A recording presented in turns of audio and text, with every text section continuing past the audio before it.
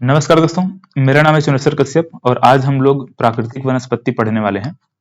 Indian geography के अंतर्गत ये जो नेचुरल वेजिटेशन है, आज हम लोग इसको देखेंगे और इसको इस प्रकार से हम लोग मैप के माध्यम से समझेंगे।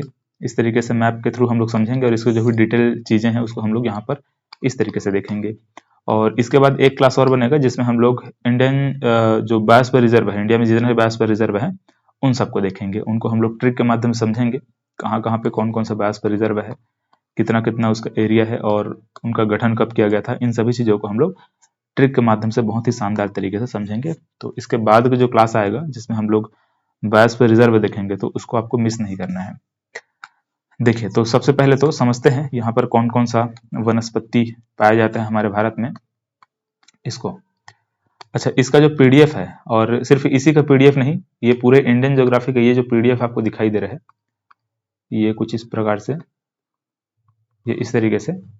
तो ये पीडीएफ या तो हमारे एप्लीकेशन से आप लोग डाउनलोड कर सकते हैं, या फिर ये हमारा व्हाट्सअप नंबर है 8770183315, 8770183315।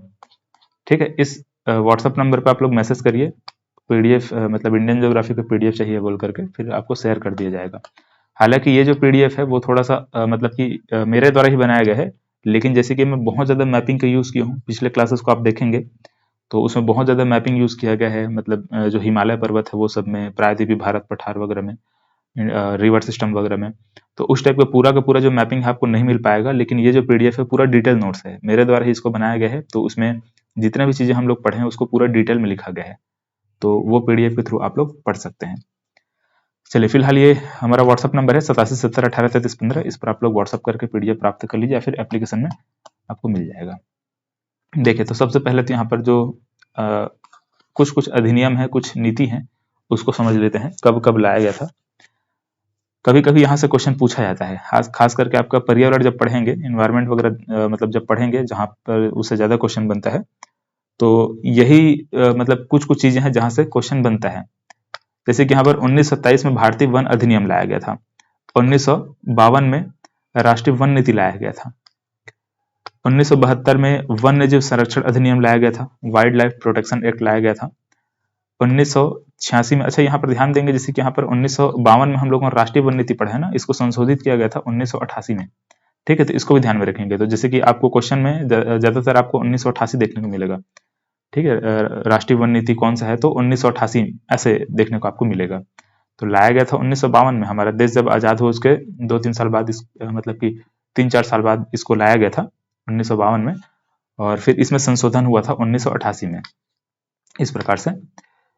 और ये 1972 में हम लोगों ने देखा वन्य जीव संरक्षण अधिनियम, 1986 में पर्यावरण संरक्षण अधिनियम आया था, 2002 में राष्ट्रीय जैव विविधता अधिनियम लाया गया था, नेशनल बायोडाइवर्सिटी एक्ट लाया गया था। तो इस प्रकार से कुछ कुछ एक्ट है, कुछ अधिनियम, कुछ नीति वगैरह है, इसको आप लोग ध्यान रखेंगे, एग्जाम में बहुत सारा क्वेश्चन यहाँ से बने हुए हैं। चलिए, अब देखिए यहाँ पर प्राकृतिक वनस्पतियां, नेचुरल वेजिटेशन। तो इसको तो फिलहाल ये मैप के माध्यम से समझेंगे ही, लेकिन यहाँ पर थोड़ा इसको देखिए। वर्षा की मात्रा के आधार पर, है ना, जितना भी रेनफॉल होता है उसके मात्रा के आधार पर इन वनों को, मतलब इन वनस्पतियों को अलग अलग भागों में बांटा गया है। देखो, जैसे कि अगर 250 सेंटीमीटर से अधिक की वर्षा अगर कहीं पर होती है, तो वहां पर जो वनस्पति पाया जाता है उसको उष्णकटिबंधी सदाबहार वनस्पति कहते हैं।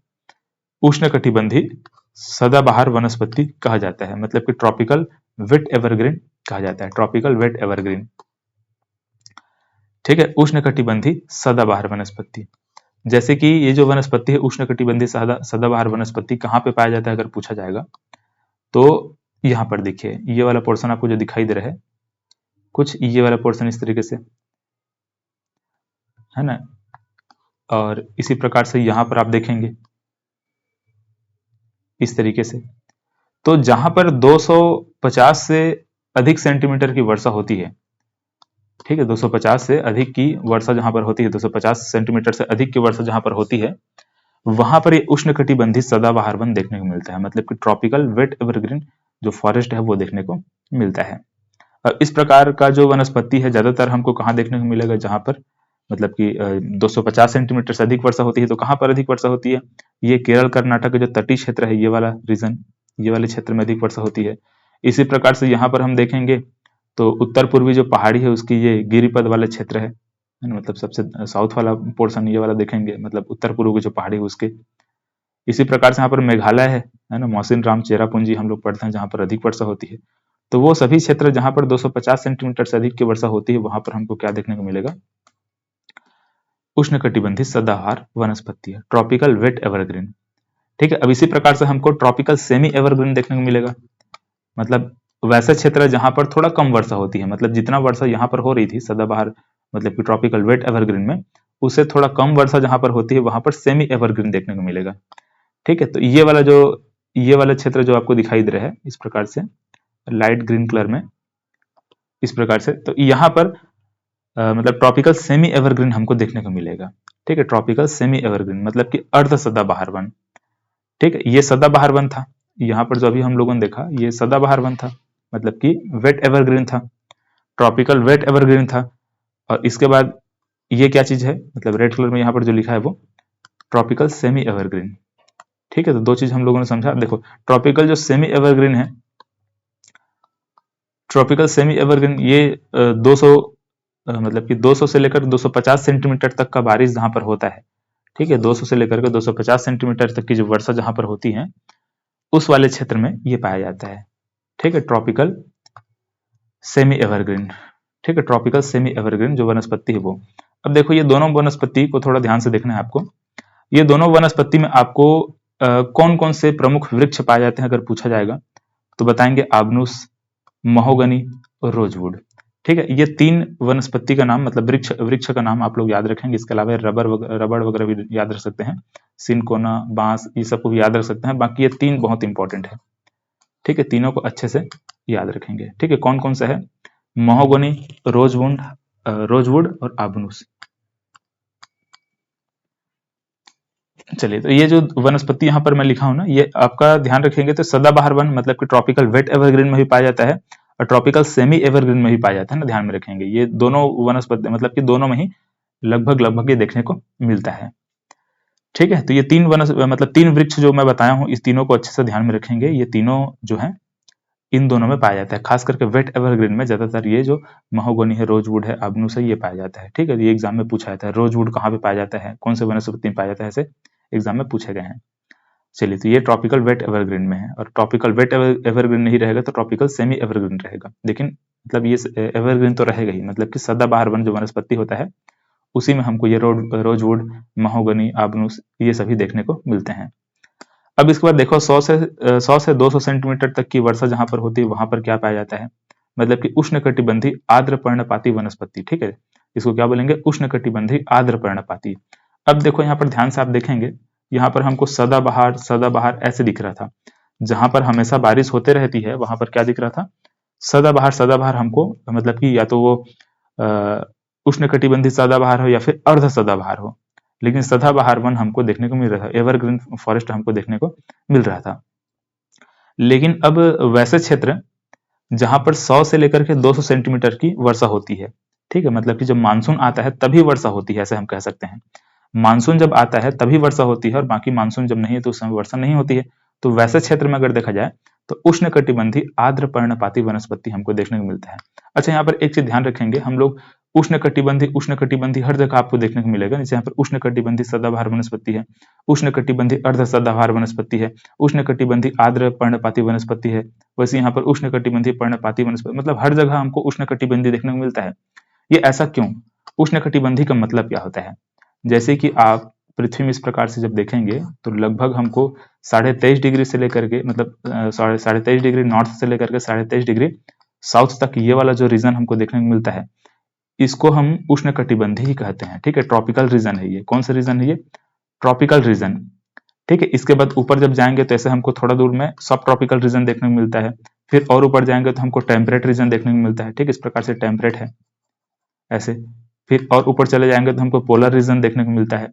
तो हमको ध्यान ये रखना है कि हमारा भारत इस प्रकार से जहां पर है, हमारा भारत इस प्रकार से यहाँ पर है, तो इसका लगभग पूरा का पूरा हिस्सा, थोड़ा ऊपर का हिस्सा छोड़ दो, मतलब ऊपर का हिस्सा मतलब कि जम्मू कश्मीर वाले रीजन को छोड़ दो जहां पर टेम्परेट जोन है, बाकी पूरा का पूरा इस प्रकार से भारत का ये वाला जो रीजन है वो ट्रॉपिकल रीजन में आता है। ठीक है, उष्णकटिबंधीय क्षेत्र में आता है। ठीक है, ट्रॉपिकल मतलब क्या, उष्णकटिबंधीय। तो ट्रॉपिकल रीजन में आने की वजह से हर जगह हमको ट्रॉपिकल ट्रॉपिकल लिखा हुआ देखने को मिलेगा। ठीक है, ट्रॉपिकल ट्रॉपिकल ट्रॉपिकल इस प्रकार से ट्रॉपिकल ट्रॉपिकल। ठीक, बस जम्मू कश्मीर में 2-4 जगह हम लोग देखेंगे जहां पर ट्रॉपिकल ना होकर के टेम्परेट लिखा रहेगा। ठीक है, तो यहाँ पर उष्णकटिबंधीय बोल रहे हैं, उसका मतलब है ट्रॉपिकल। और ट्रॉपिकल क्यों बोला जा रहा है आपको समझ में आ गया, क्योंकि ये ट्रॉपिकल रीजन में हमारा भारत स्थित है। ठीक है, हमारा भारत ट्रॉपिकल रीजन में स्थित है, इसलिए हम ट्रॉपिकल बार बार बोल रहे हैं। ठीक है, तो उष्णकटिबंधीय सदाबहार देख लीजिए, जहां पर हमेशा बारिश होती है और बहुत ज्यादा बारिश होती है, 250 सेंटीमीटर से अधिक वर्षा होती है, उसको बोलते हैं। उसी के आसपास वाला क्षेत्र जहां पर 200 से 250 सेंटीमीटर की वर्षा होती है, उसको अर्ध सदाबहार वन बोलेंगे। ठीक है, ये दोनों सदाबहार के अंतर्गत आ गया, मतलब एक तो सदाबहार है और एक तो अर्ध सदाबहार है। ठीक है, ये उष्णकटिबंधीय सदाबहार है और ये उष्णकटिबंधीय अर्ध सदाबहार है। ठीक है, यहाँ पर अगर हम बात करेंगे तो ये जो भी वनस्पतियां हैं वो सब पाई जाती हैं, खास करके महोगनी, रोजवुड और आबनूस, ये वनस्पतियां। अब इसके बाद जब देखते हैं तो 100 से 200 सेंटीमीटर तक की जो वर्षा होती है वहां पर हमको उष्णकटिबंधीय आर्द्र पर्णपाती वनस्पति देखने को मिलता है, मतलब कि ट्रॉपिकल मॉइस्ट डेसिडियस जो फॉरेस्ट है वो हमको देखने को मिलता है। ठीक, अब देखिए ये कहां पे है, ट्रॉपिकल मॉइस्ट डेसिडियस। ठीक है, अच्छा यहाँ पर देखो ये मतलब मैंने क्या बोला था कि जहां जहां पर मानसून का प्रभाव रहेगा, जहां पर मानसून को ज्यादा प्रभाव पड़ता है, उसी वाले क्षेत्र में हमको ये मॉइस्ट डेसिडियस जो फॉरेस्ट है वो देखने को मिलेगा, मतलब कि आर्द्र पर्णपाती। ठीक है, एक हम लोग आर्द्र पर्णपाती देखेंगे और एक हम लोग शुष्क पर्णपाती देखेंगे। ठीक है, आर्द्र पर्णपाती और शुष्क पर्णपाती। तो जब मानसून आता है, मानसून का सबसे ज्यादा प्रभाव अगर हमको बोला जाए किसमें पड़ता है, तो इसी में पड़ता है, किसमें, मॉइस्ट डेसिडियस में, मतलब कि आर्द्र पर्णपाती में। अब देखो जहां जहां पर मानसून की वजह से बारिश होती है, उसी उसी क्षेत्र में आप देख पाएंगे तो ये जो उष्णकटिबंधीय आर्द्र पर्णपाती वनस्पति है वो देखने को मिलेगा। ठीक है, मतलब कि ट्रॉपिकल मॉइस्ट डेसिडियस जो फॉरेस्ट है वो हमको देखने को मिलेगा। तो जैसे कि ये वाला रीजन देख लीजिए। ठीक है, ये पूरा इस प्रकार से है ना, ये और इसके अलावा ये वाला क्षेत्र भी है, ये इस तरीके से, जहां पर 100 से 200 सेंटीमीटर की वर्षा होती है ना, ध्यान में रखेंगे 100 से 200 सेंटीमीटर की वर्षा। ये वाला क्षेत्र इस प्रकार से देख लिए, इसमें हमारा छत्तीसगढ़ भी आ जाएगा। छत्तीसगढ़ में भी देखा जाए तो बहुत सारे क्षेत्र हैं जहां पर ये ट्रॉपिकल मॉइस्ट डेसिडियस जो फॉरेस्ट है वो मिलता है, मतलब कि आर्द्र पर्णपाती जो वनस्पति है वो देखने को मिलता है। ठीक है, इसके अलावा जो मानसून का प्रभाव है ये वाले क्षेत्र में, इस प्रकार से ये वाले क्षेत्र में, और धीरे धीरे मानसून आगे बढ़ते बढ़ते यहाँ तक इस प्रकार से पहुंच जाता है, तो ये वाले क्षेत्र में भी हमको ये वनस्पति देखने को मिलता है। ठीक है, कौन सा वनस्पति है, ट्रॉपिकल मॉइस्ट डेसिडियस, मतलब कि उष्णकटिबंधीय आर्द्र पर्णपाती वनस्पति। ठीक है, 100 से 200 सेंटीमीटर की वर्षा यहाँ पर होगी। हम लोगों ने देखो क्या क्या समझा, एक तो ये जो हम लोगों ने देखा कि सदाबहार वनस्पति।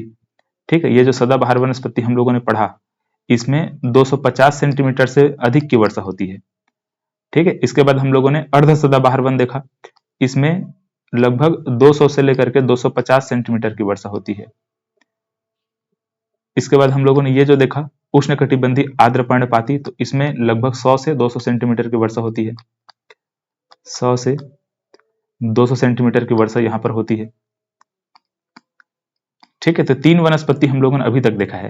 इसके बाद यहाँ पर क्या आएगा, उष्णकटिबंधीय शुष्क पर्णपाती आएगा। ठीक है, उष्णकटिबंधीय शुष्क पर्णपाती, तो यहाँ पर और कम वर्षा होगी, मतलब कि जहां पर 70 से 100 सेंटीमीटर की वर्षा होगी उसको हम क्या बोलेंगे, शुष्क पर्णपाती, मतलब कि ड्राई डेसिडियस बोलेंगे, है ना। पर्णपाती मतलब कि जिसके मतलब पतझड़ वन उसी को बोलते हैं ना, ये जो पर्णपाती लिखा है ना इसे क्या बोलते हैं, पतझड़ वन बोलते हैं, इसी को डेसिडियस बोलते हैं। ठीक है, डेसिडस बोलते हैं इसको। तो शुष्क पर्णपाती, देखो शुष्क पर्णपाती कहाँ है, ये ट्रॉपिकल ड्राई डेसिडियस। ठीक है, ट्रॉपिकल ड्राई डेसिडियस, ये शुष्क पर्णपाती है। तो यहाँ पर हम लोगों ने क्या देखा कि 70 से लेकर के 100 सेंटीमीटर की वर्षा जहां पर होती है वहां पर यह वनस्पति पाया जाता है। ठीक है, ट्रॉपिकल ड्राई डेसिडस। देखो तो अब यहाँ पर जो हम लोगों ने समझा, ये डेसिडस जो फॉरेस्ट हम लोगों ने देखा, मतलब कि जो पर्णपाती हम लोगों ने ये समझा है ना। यहाँ पे ये पर्णपाती और कहाँ गया ये पर्णपाती, ये दो हम लोगों ने जो पर्णपाती देखा है, एक तो हम आर्द्र पर्णपाती देखे हैं, आर्द्र पर्णपाती। ठीक है, आर्द्र पर्णपाती, और दूसरा शुष्क पर्णपाती।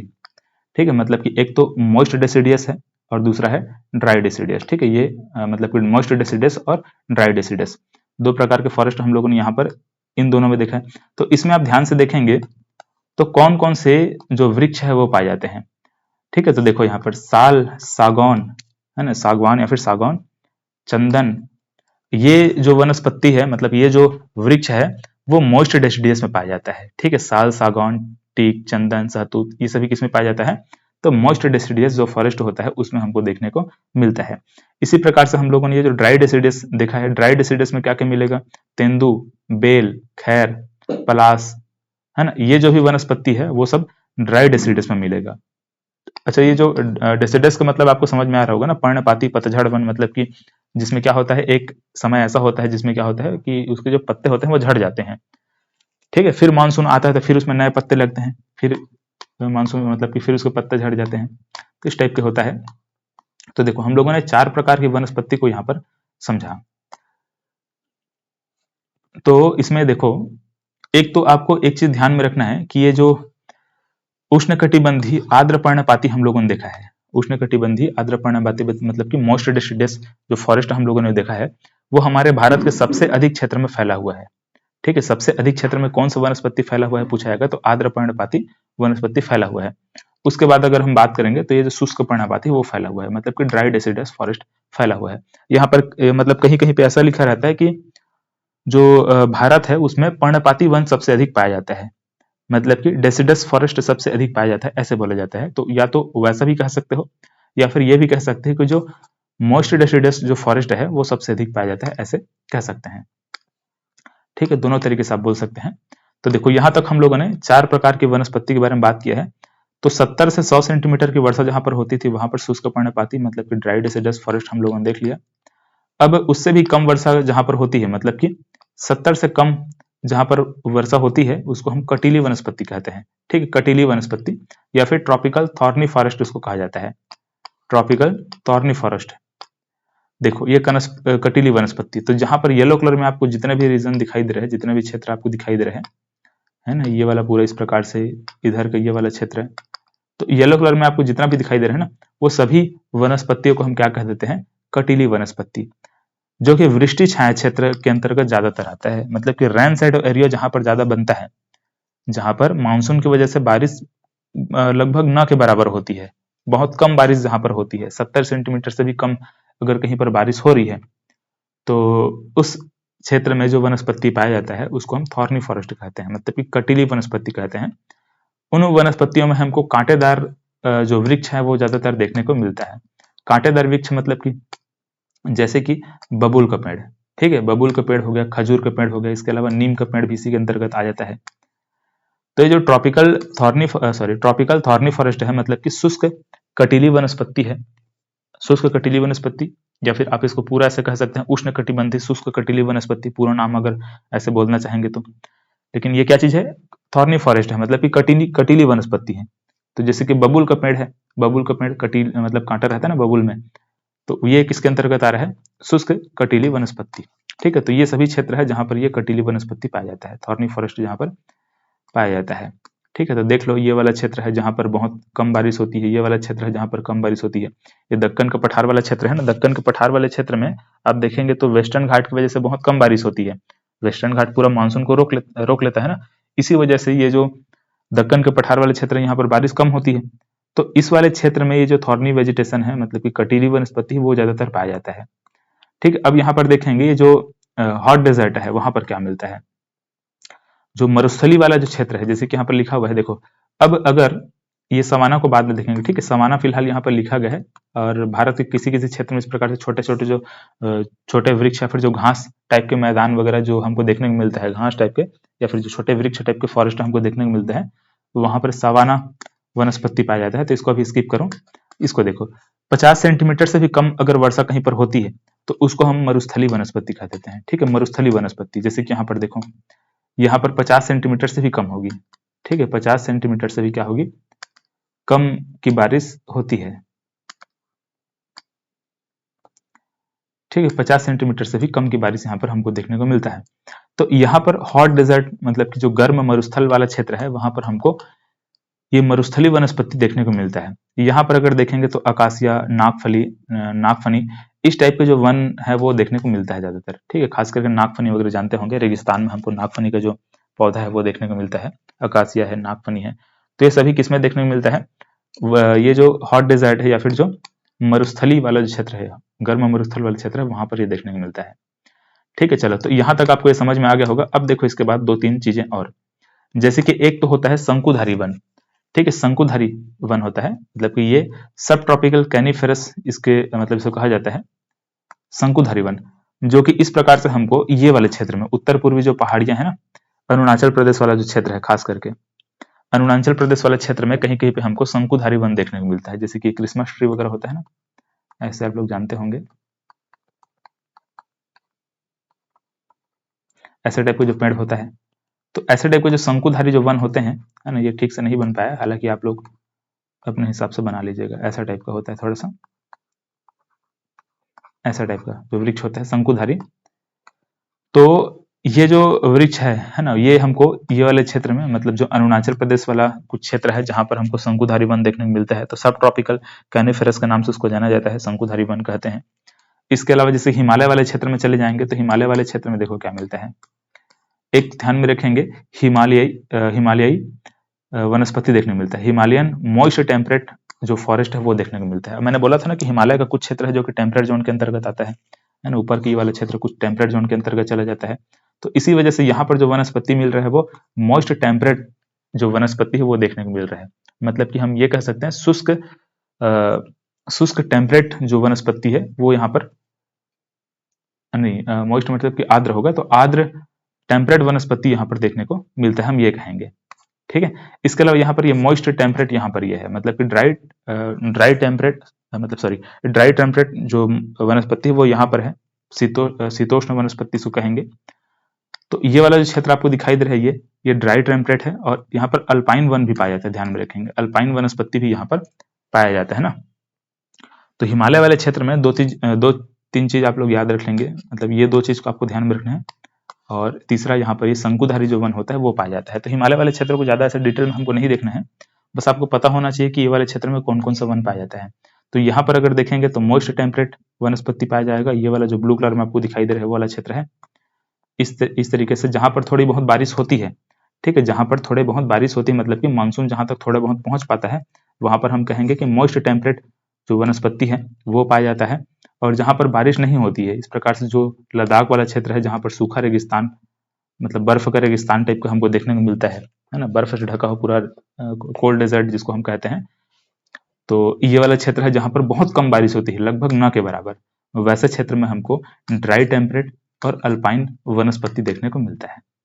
ठीक है, तो ड्राई टेम्परेट और अल्पाइन वनस्पति, और इसके अलावा यहाँ पर हम लोगों ने मॉइस्ट टेम्परेट देखा जहां पर थोड़ी बहुत बारिश होती है, ये वाला क्षेत्र है, वहां पर ये पाया जा रहा है। चलिए, और ये शंकुधारी वन हम लोगों ने देखा यहाँ पर पाया जा रहा है। ठीक है, तो कहाँ कहाँ पे कौन कौन सा वनस्पति पाया जाता है हमको ये समझ में आ गया।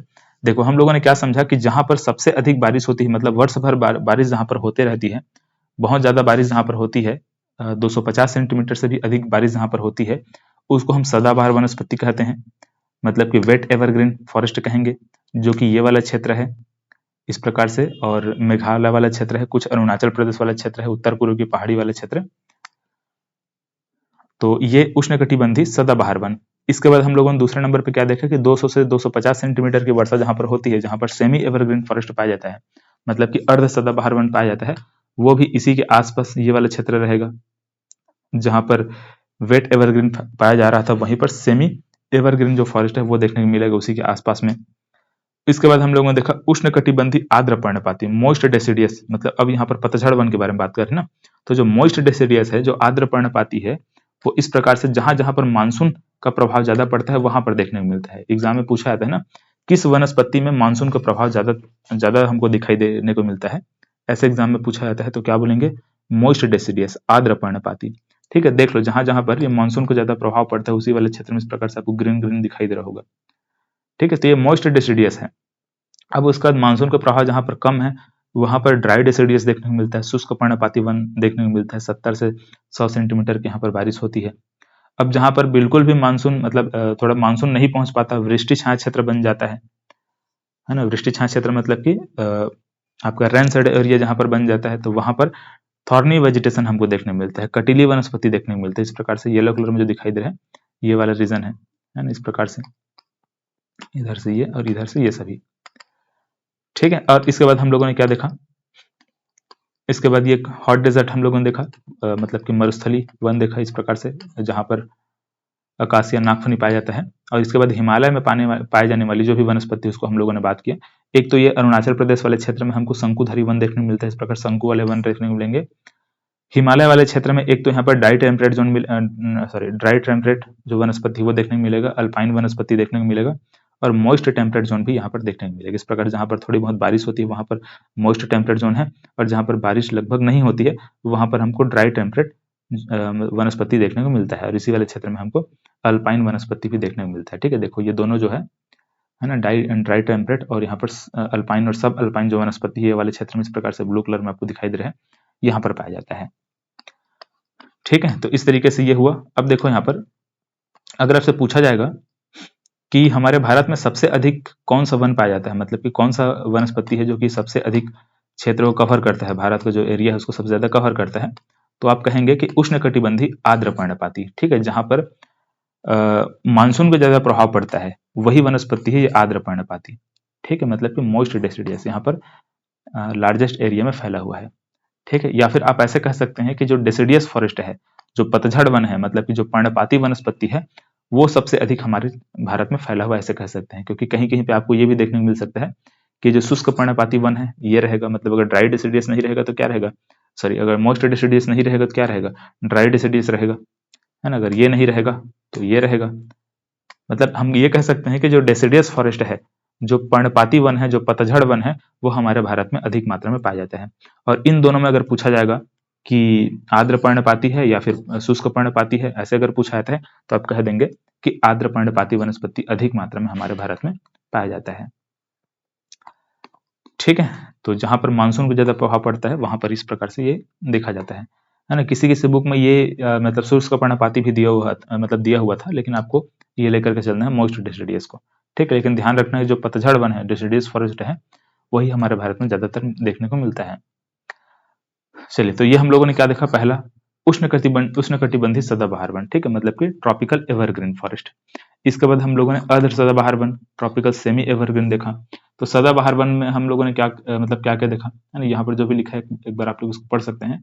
जैसे कि ये जो वन होते हैं, जो सदाबहार वन होते हैं, वो वर्ष भर क्या होते हैं, हरे भरे दिखाई देते हैं, है ना। इनका जो विकास होता है वो सघन विभिन्न स्तरों के रूप में होता है, मतलब कि वैसे क्षेत्र होता है जहां पर हमको तापमान भी और वर्षा भी दोनों का निरंतर आपूर्ति होते रहता है।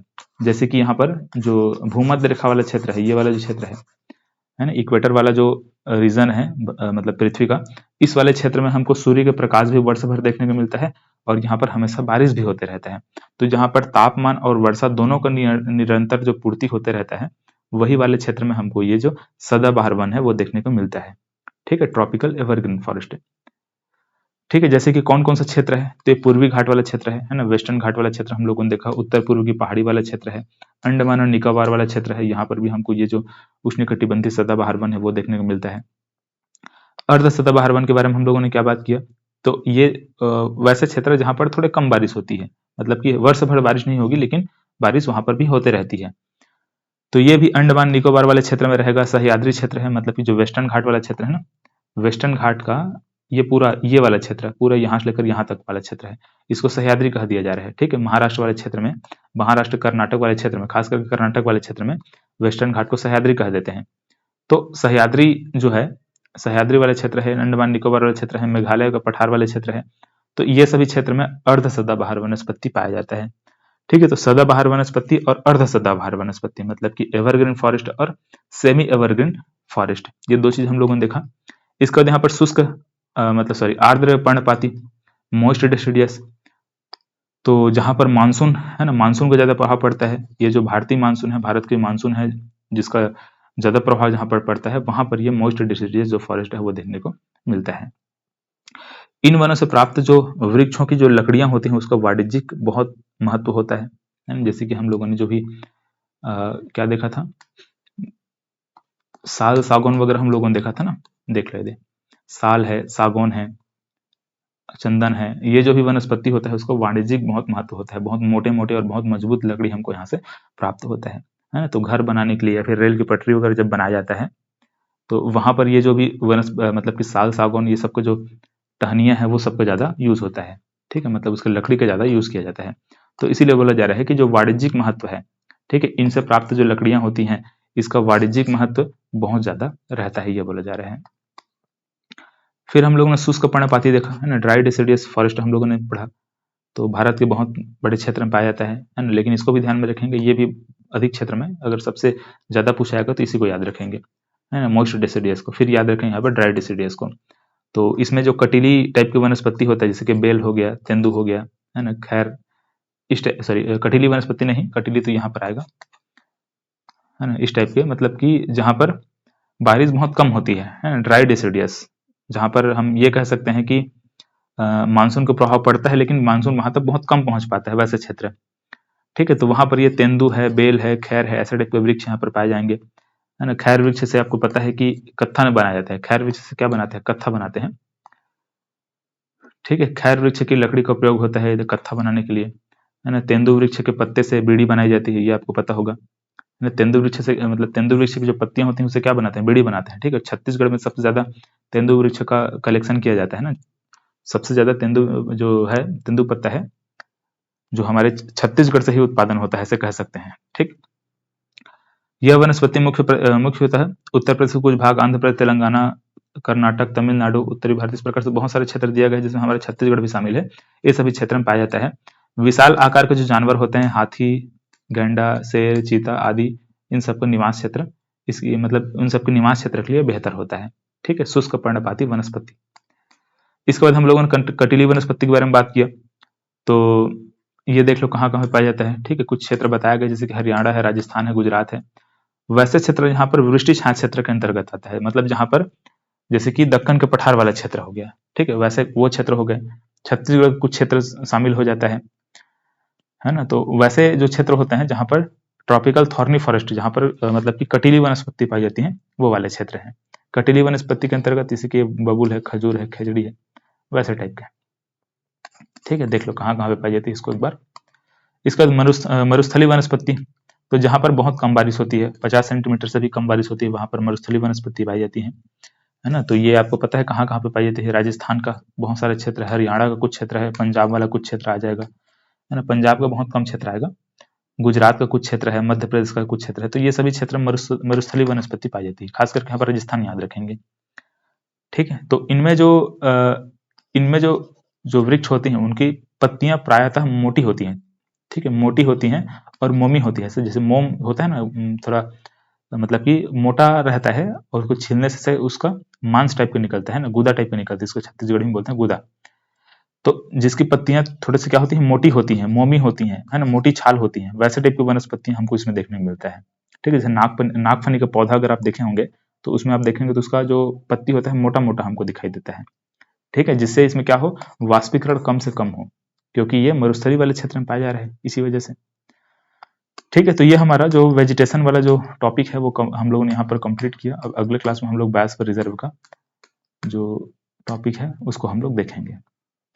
ठीक है, चलिए, तो ये इस प्रकार से है, इसको आप एक बार आप लोग अच्छे से नोट्स बना करके या फिर मैप बना करके आप लोग कहाँ कहाँ पे कौन कौन सा वनस्पति पाया जाता है उसको आप लोग देख लेंगे। ठीक है, खास करके यहाँ से क्या पूछा जाता है, ये सब पूछा जाता है कि चंदन का लकड़ी कौन से वनस्पति से पाया जाता है ना, चंदन का लकड़ी तो मॉइस्ट डेसिडियस फॉरेस्ट में पाया जाता है। आर्द्र पर्णपाती वनस्पति में पाया जाता है, ये याद रखेंगे। साल किस में मिलता है, ये भी आर्द्र पर्णपाती में, है ना, मोस्ट डेसिडियस में। सागौन किस में मिलता है, आर्द्र पर्णपाती में। तेंदु किस में मिलता है, ड्राई डिसिडियस में। तेंदु ड्राई डिसिडियस में, बेल ड्राई डिसिडियस में। रोजवुड एवरग्रीन, ठीक है, वेट एवरग्रीन में। महोगनी वेट एवरग्रीन में। अबनुस वेट एवरग्रीन में। ठीक है, तो इस प्रकार से वनस्पति हम लोगों ने यहाँ पर कंप्लीट किया। चलिए, तो आज के क्लास में बस इतना ही, मिलते हैं अगले क्लास में, धन्यवाद।